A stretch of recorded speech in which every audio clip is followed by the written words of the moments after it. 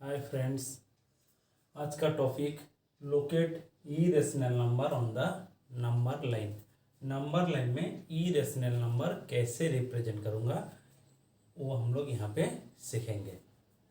So number line क्या है ना, ये हो गया हम लोग का नंबर लाइन।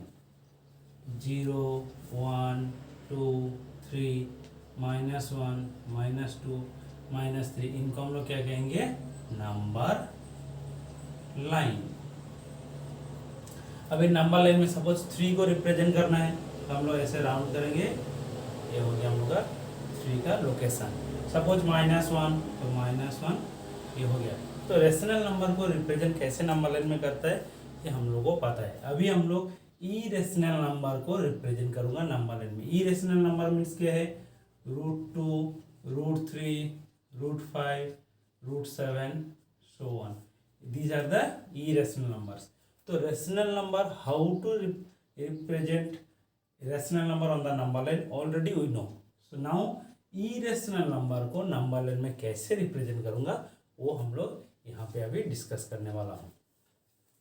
सो ये टॉपिक जब डिस्कस करूँगा irrational नंबर को कैसे नंबर लाइन में रिप्रेजेंट करूँगा, ये टॉपिक डिस्कस करने का पहले 2-3 बेसिक थिंग को थोड़ा रिकॉल कर लेता हूँ। तो फर्स्ट थिंग क्या है? हम लोग का पाइथागोरस थ्योरम। पाइथागोरस थ्योरम,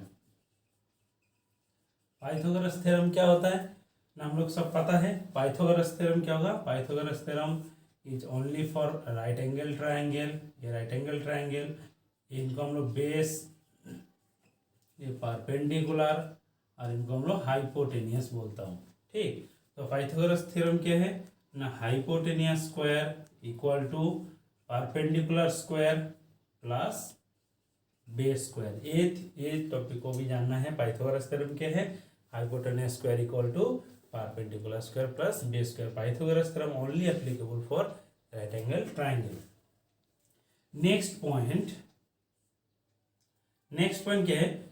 इस सर्कल, तो सर्कल का अगर ये रेडियस मान लीजिए 2 सेंटीमीटर है तो यहाँ पे भी 2 सेंटीमीटर होगा। कहीं भी आप बनाइए, सर्कल का जो रेडियस होता है वो क्या होता है?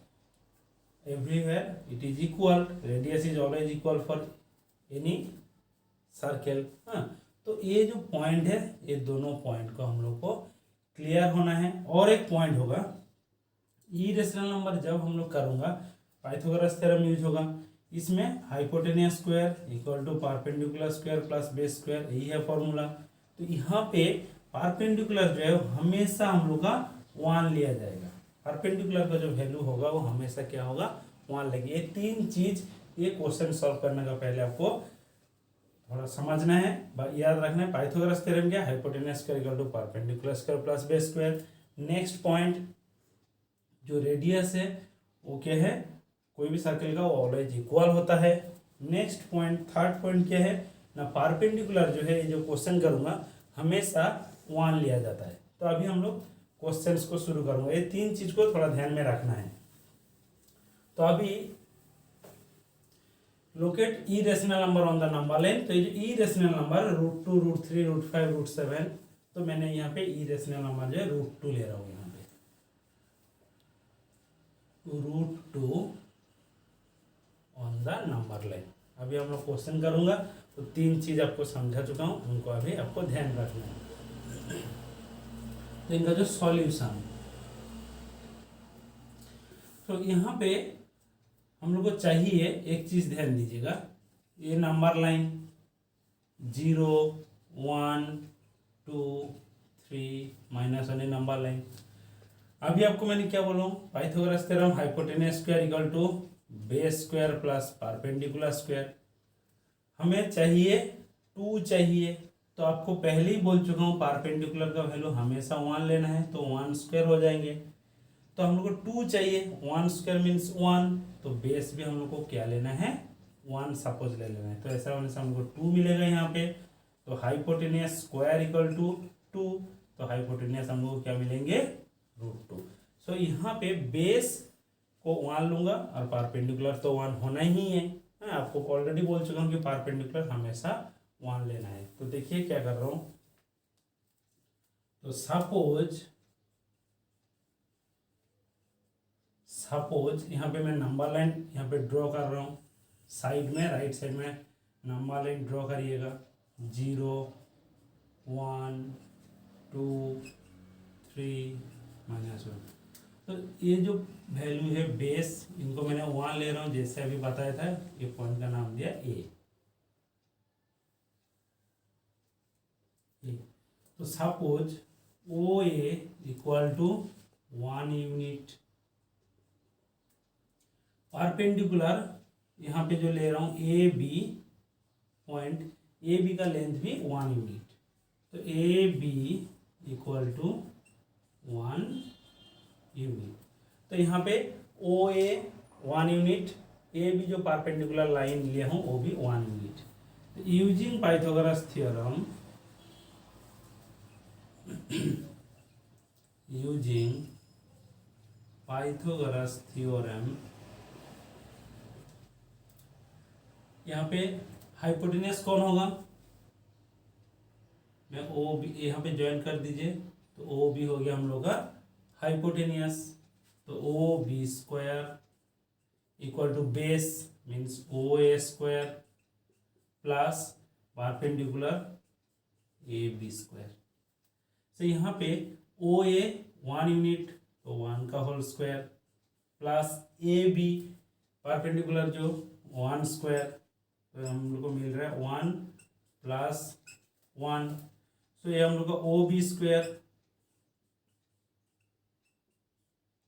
ओ बी स्क्वायर कितना हो रहा है हम लोग का, ओ बी स्क्वायर हो रहा है 2। So O B equal to square हट गया तो क्या होगा √2। तो यहाँ पे हम लोग को क्या हो रहा है, O A 1 unit, A B 1 unit, Pythagoras theorem में सब्स्टिट्यूट करिए तो हम लोग का हाइपोटेनस क्या मिल रहा है √2। ठीक, नेक्स्ट देखिए क्या होता है। सो इस √2 का बाद आपको ये स्टेटमेंट लिखना पड़ेगा, using a compass, pencil compass use करना है with centre O.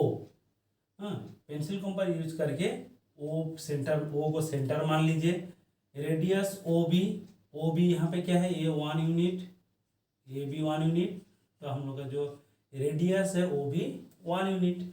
Draw an arc intersecting the number line at the point B.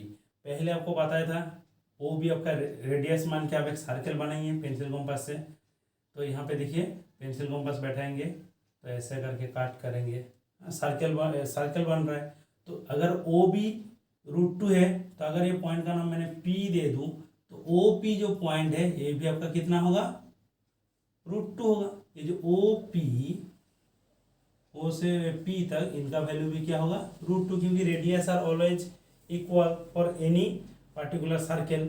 सो यहाँ पे ओ पी का जो लेंथ है वो √2 है। सो यही लिखा गया, using a compass with centre O and radius O B draw a arc. तो ओ को सेंटर मान के ओ बी का रेडियस लीजिए और एक आर्क बनाइए।